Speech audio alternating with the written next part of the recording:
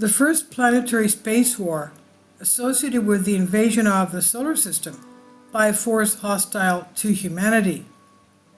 There's a theory that this war took place about 2 million years ago or 13,000 years ago, according to others, as two cosmic races from the constellation Leo simultaneously invaded our solar system. And even nowadays, we see various unusual, mysterious craft near the sun.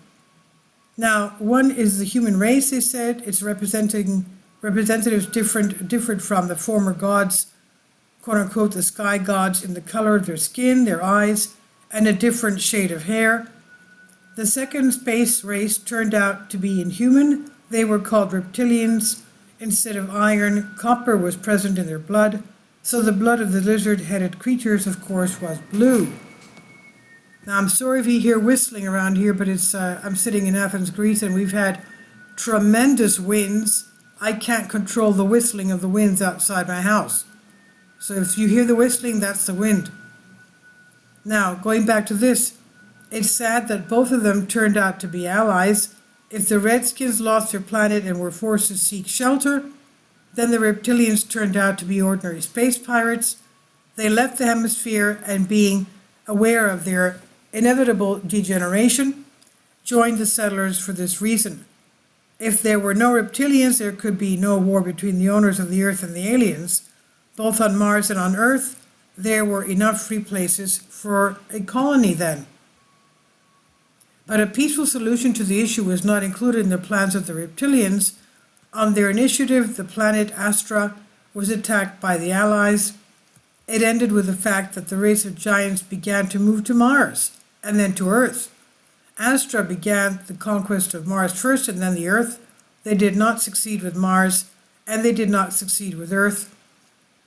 There were not enough military resources. And then the Allies destroyed the planet Astra, artificially creating an asteroid belt instead. Why did they do it? In order to provide themselves in that brutal war of annihilation with the most affordable and versatile weapons. Do you know what an asteroid can do if it hits the Earth? Any civilization, if it is of course not underground, will come to an end. In that distant squabble, asteroid weapons were used against alien fighting Mars. Several large asteroids were thrown at the red planet, plus beam weapons. And what it turned into, we all know. No atmosphere, no water, nothing. Even part of its gravitational field disappeared. At present, the surface of Mars is a cold, lifeless desert. Cities have turned into solid ruins. Only pyramids, Martian weapons, and monumental metal structures have survived. Under the surface of the destroyed planet, life still flickers, but miraculously the survivors have very few resources. The only thing they can do is wait for us, their earthly relatives. In those difficult times, a large asteroid also fell on Earth. Traces of its fall, a giant tsunami, are visible even now. These are dunes in Southeast Africa and destruction in Madagascar. An asteroid attack has split the tectonic plate of a giant island that once lay beyond Madagascar in the middle of the Indian Ocean, an island inhabited from time immemorial by a race of Lemurians. Their ancestors came to Earth at the same time as the Orions. Part of the race settled on the island while the other built a colony of Syrians in southern India. The Lemurians never interfered in relations between the Orions and Atlanteans. They tried to live peacefully and independently.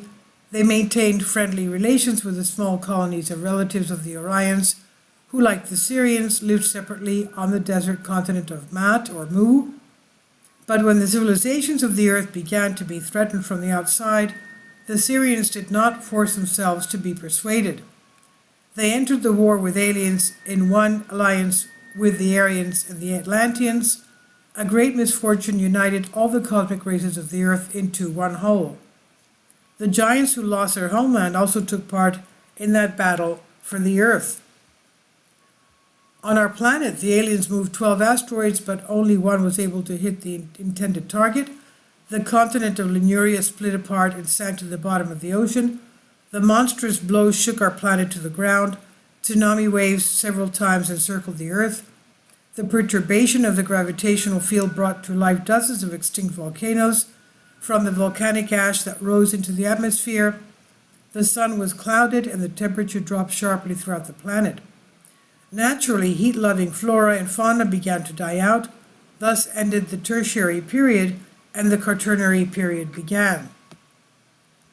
But all this would not be so terrible if one more misfortune had not happened. Our planet in space acquired an oscillatory inertial motion which periodically began to change the angle of inclination of the Earth's axis. What was the way out for humans? Only one: to seek help in the war with the aliens to the metropolis. In the end, the combined forces of the homeland and the Earth crushed the reptilians and their allies. The latter were given a place to build a colony on the continent of Mu, and the goggle-eyed serpentoids were sent away. And this is how, according to the alternative theory, an ancient star war ended, which, however, was not the last, for the force hostile to humanity subsequently returned to Earth again, but already under the guise of a peaceful mission, and since then they have been trying to act by proxy, dividing and playing off the people of the Earth to provoke planetary wars and subsequently a global thermonuclear war between the modern descendants of the traditions and cultures of Atlantis and Orion. And this is on Collective Spark by Solask. Leave your comments, please, and thank you for your support.